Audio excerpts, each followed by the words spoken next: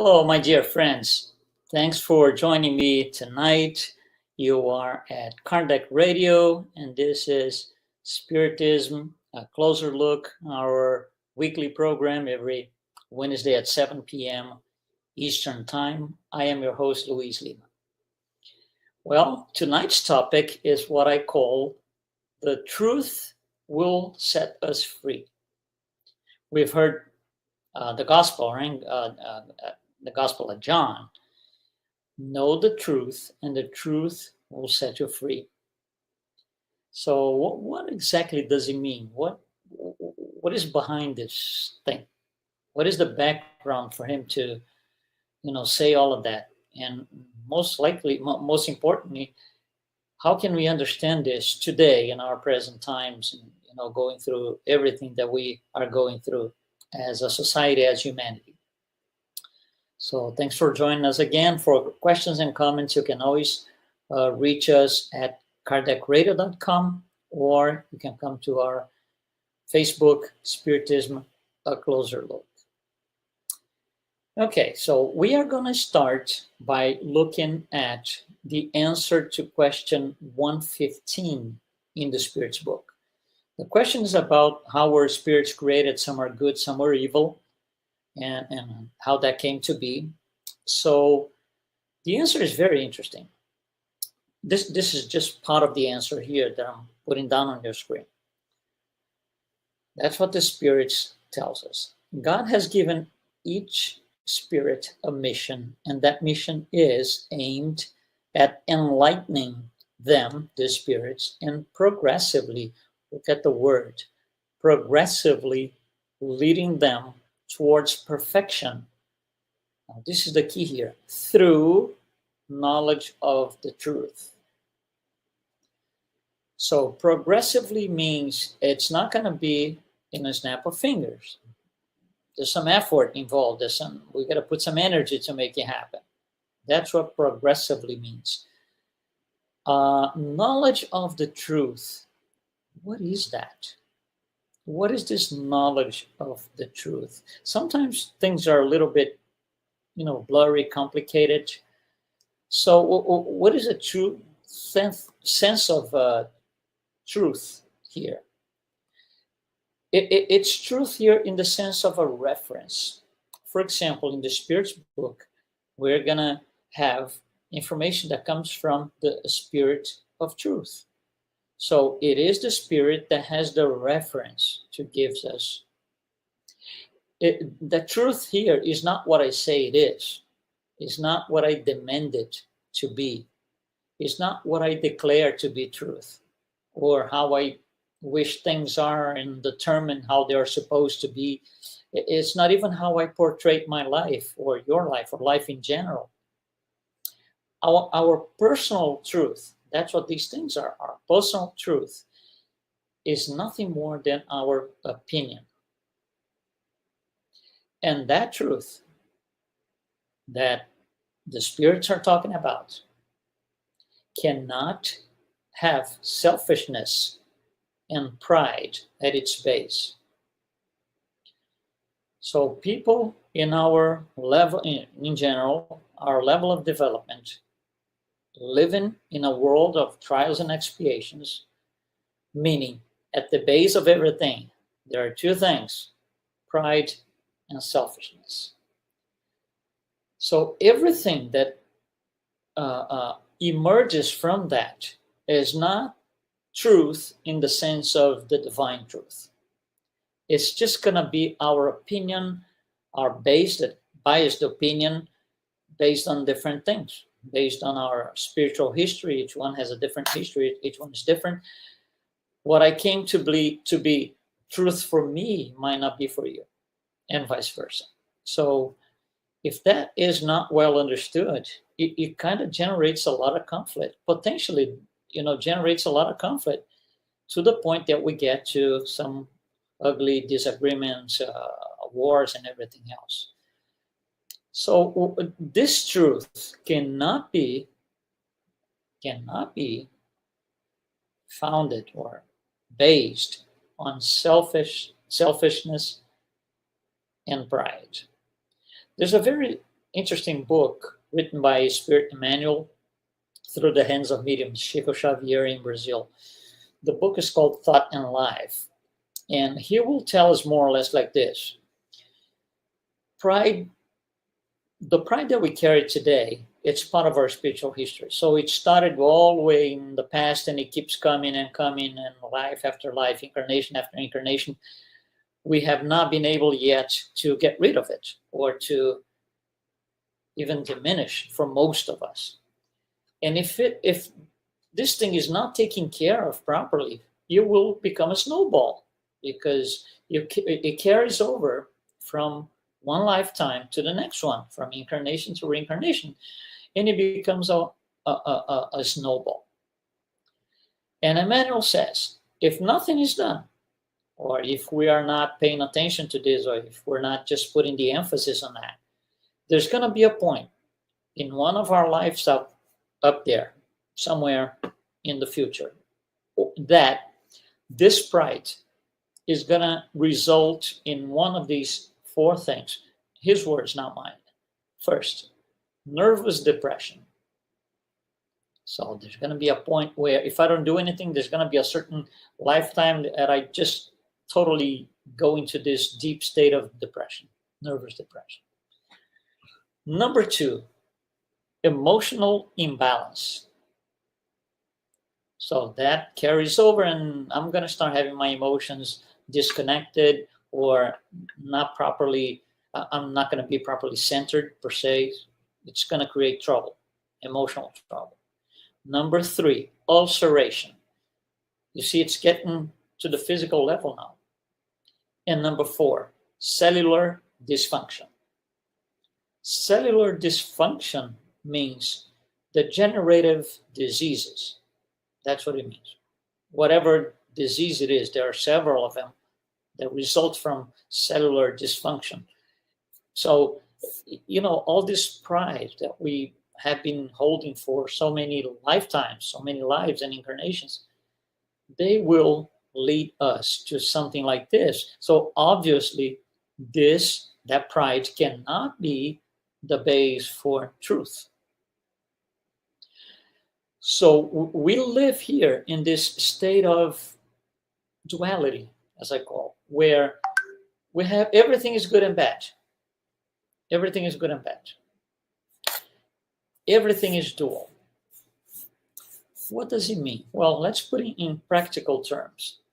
Let's say, for example, that throughout my lives, I was let's just say a dishonest person. So I keep coming and coming, and it gets better because that's what each incarnation is for. So I keep, getting better.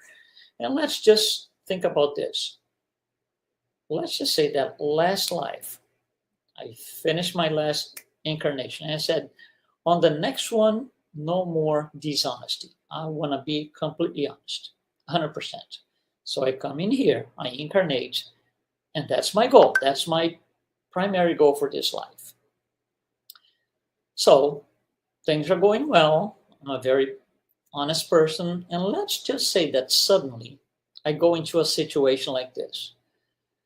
Somebody leaves on the table a pile of dollar bills like this, high. Let's say $100 bills. It's going to amount to a few $100,000, if not more. If I take, let's just say, 10 bills out of the top, visually, nobody's going to notice the difference. Nobody's going to say, oh, that pile was a little higher. It's not possible for people to see unless you count the bills. So if I look at that and I start, scratching my head and I go like, oh my God, I could take some bills here. I could take maybe 5 bills, maybe 10 bills. Oh, I would be able to do this and that. You see the conflict. Before anything, before doing or not doing, look at the conflict. So there's a tremendous possibility for both at this stage. Even if I decide to leave the pile of bills in there and walk away, still I had to battle this internal conflict. Why is it happening? It happens because I'm living a duality. Me and all of us, I'm living a duality. Honesty is a possibility, but dishonesty is still a possibility. I have not been able to transcend this duality, honesty, dishonesty. Because if I had been able to transcend this duality, I would look at the pile of bills and I would say, probably would put my two hands on my head and say, oh my God, somebody forgot this tremendous amount of money here. I got to find out who's the owner is so we can return it to him or her. When I get to this point, then yes, I would have transcended the duality, honesty, dishonesty. Here's another one, alcoholism, sobriety. It's the same thing. So I come to this life supposedly to not touch alcohol at all and so and so and so. And then suddenly I go to a party, somebody leaves on the table the most desired and expensive bottle of whiskey ever. Everybody desires that. And I'm alone. I'm just there, alone by myself. I have the glass in there and I have the bottle. And I'm going to battle that because if I go like this, oh my God, this is fantastic whiskey, the most desirable. Oh my God, I got to take maybe a little sip. You see, if I go through this, I have not transcended the duality, alcoholism, sobriety. Because if I had, my attitude would be, wow, this is one of the most desirable whiskey on the face of Earth, on the planet. We have some people here that if they see this bottle, it's going to be trouble. So let me put it out. Let me hide this thing. Let me put it away. You see, it didn't even occur to me to drink or touch in terms of, making use of it. When I get to this point, then I have overcome. I have transcended the duality, alcoholism, sobriety. And that goes for everything. And everything in this world is duality because it's trials and expiations. I have to go through the trials and I have to go through the expiations. And that's how we go through these things. Now, when for the dualities that I have transcended, they no longer exist. For example, honesty, dishonesty. If there is no possibility for dishonesty, there is no longer a duality. When there is no longer a duality, it changes the name. We call it truth. So honesty is the truth. Sobriety is the truth. And that goes for every single duality, where you have vices on one side and virtues on the other side. So getting to know the truth means what? Means dismantle these dualities one by one at a time. And it takes time. That's why we need several lifetimes. That's why we need reincarnation. That's how it comes into the picture. Until we are able to make choices and get better and get better and get better, one day I'm not going to have to make a choice because the other side of duality no longer exists. So it is necessary for us. It's a learning process. We need to face these things. That's how we get better, by having to face these dualities and make choices. And when I make a wrong choice, I'm going to be tried again. I will do it again, and so and so. You see, it's how we learn, because it's free will. I can pick one or the other. It's free will. But I'm going to be training on how to use my free will through these processes of dualities, all of them. You see, Paul used to say, I can do everything, but not everything is convenient. Not everything is good for me. Because I still have my free will. I still can make my two choices. But not one of them is not be good. It's not going to be good. So every duality brings in its core a conflict. Every time I see the two choices, I'm in conflict because I have to make a decision. You see, Jesus never had to think about this. Oh, this poor man is here asking for help. Let me see what I'm going to do. Would I be doing charity here? Would I help him, or would I just walk out? What would I do? He never had to think about anything like this. He didn't have any dualities to deal with. He lived above all these things. And that's our goal, to live above all these things. And I usually, talk to people about a reference, a material reference that we can use, because we have more, I would say, it's easier for us to use material references as analogy because we are living a material on a material plan here. So let me bring something to you and I, right, to think about. I want you to think about the sun. Okay, it's something material. We don't put our hands on it, of course, but it's material. It's out there. We can see, we feel its effect with when it gets hot and so and so. Think about the sun. And I'm just going to ask you this. What time is it night in the sun? Yeah, I know it's a strange question, right? Well, out here, it's night at 6 p.m., 7 p.m., wherever you are, depends. What time is it night on the sun? Answer, never. Then my next question is, why is it never dark in the sun? Why? Answer, because the sun is the source of all light. Not some light, not 50% of the light. The sun is the source of all light. So when am I going to be in peace? When peace is my truth. And when is it going to happen? When I am the source of all peace. When am I going to be patient? When I become the source of all patience. And the source of all tolerance, and the source of all good things, the source of all virtues. When I get there, then I can be called a pure spirit. We've known one here that lived with us 2,000 years ago. He had no dualities, no conflicts, no situations to deal. Oh my God, what should I choose? Oh, wow, what do I do now? I'm very confused. I'm sweating. My heart is pounding because of my choices. No, nothing like this. He never had to deal with this. He lived above all of this.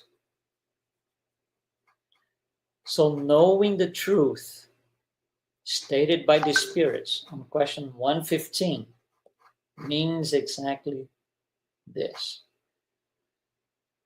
Know that we have choices, but one of them has to disappear. It will disappear to the point that I'm not going to be able to even think about it anymore. And how do we do that? So it takes a lot of practice. One lifetime is very unlikely to be enough. It was for some, maybe Paul, but for most of us, we need a very long sequence of lifetimes. And that's the beauty of Spiritism. It brings us a new approach to life where I understand the two sides, and I understand the choice that I have to make, and I understand how to make that choice. You see, Spiritism is this new philosophy of life that uses a true moral reference, not my reference, not yours, not our friends, not our bosses, not our family members. No. He uses the only true moral reference. The words of Jesus set a moral reference for this new philosophy. The words of Jesus set this moral reference. And that's why we hear, know the truth, and the truth will set you free. Gospel of John. Any other form of truth will make us prisoners. Any other form of truth will make us prisoners. What do you mean by prisoners? If I have to make a choice and I'm sweating and my heart is pounding, I'm a prisoner. Because I have to deal with the two sides. If I don't have to deal with the two sides, I just do it like Jesus. Oh, let me just do charity here. No thinking about should I do it, should I not do it? What's good for me? What's in it for me? You see, for most of us, in order to be able to do charity, we have to stop, think, and put a strategy. Think about that. I don't mean stop, think, and make a strategy, and it takes 3 days to do it. No, it might take only 5 minutes. Our ability to do charity is still very fragmented. It's not that we don't know how to do it. We do, but it's absolutely fragmented. So we have to think about it. We have to put our energy together. Oh, let me concentrate because I'm going to do this and this.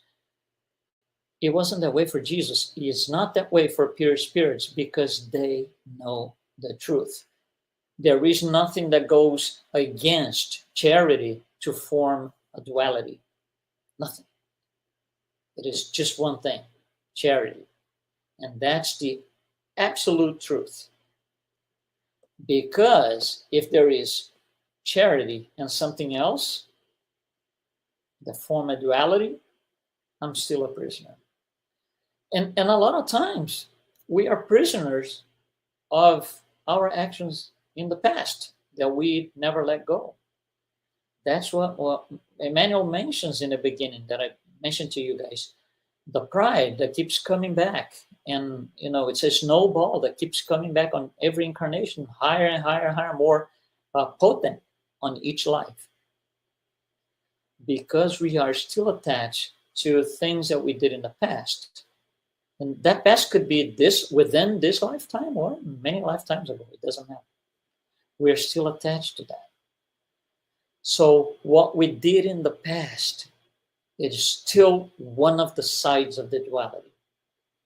Haunting us. So going back to my example, honesty, dishonesty.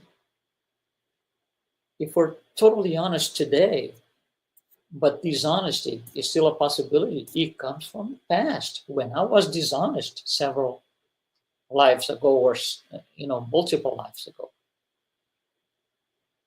Same thing for the other example that I gave you. Alcoholism, sobriety. If alcoholism was present in several of my past lifetimes, it might still be here. So when there's a bottle, there's a conflict. The conflict doesn't have to be anything outrageous. It could be something simple like this. Oh, I'd like to take a little glass here. Yeah, no, but really I shouldn't do that. It was simple. No suffering, no cold sweat, and nothing like this. But the duality was there. And that goes for every vice against every corresponding virtue.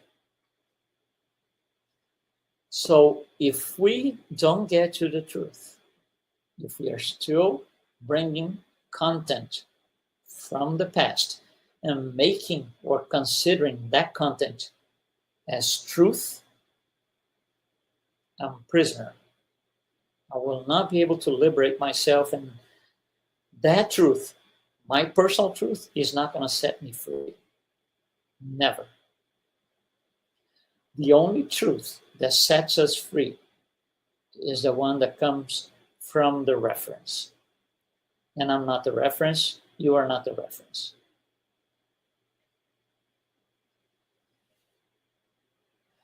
I think there's a lot to think here. There's a lot of considerations. I want to thank Andrea, who is online with us right now. Thanks, Andrea, for your comments. There's a lot of details that we could develop more, but I think it becomes a long subject. We could just take this to the pillow tonight, digest a little bit. There's a lot of elements, but what I wanted to bring to you is a general idea, general concept of what the spirits mean by, or John, Gospel of John too, right? Know the truth, and the truth will set you free. So it is not like this. This is true. I'm telling you, so I'm free. No, that makes exactly the other way around. When I tell you this is true because I say so, I'm a prisoner. Far from being anything close to free. Thanks so much for following us tonight. As always, if you want to request a subject for us, usually I have guests here with me. We're going to have another guest next week.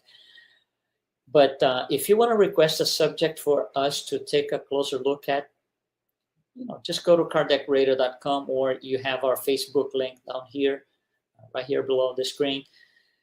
Just go there and let us know. We'll bring the contents, because just like yourself, we are all learning. I'm learning, you're learning, so it's good for all. It's good for everyone. Okay. Thank you guys so much.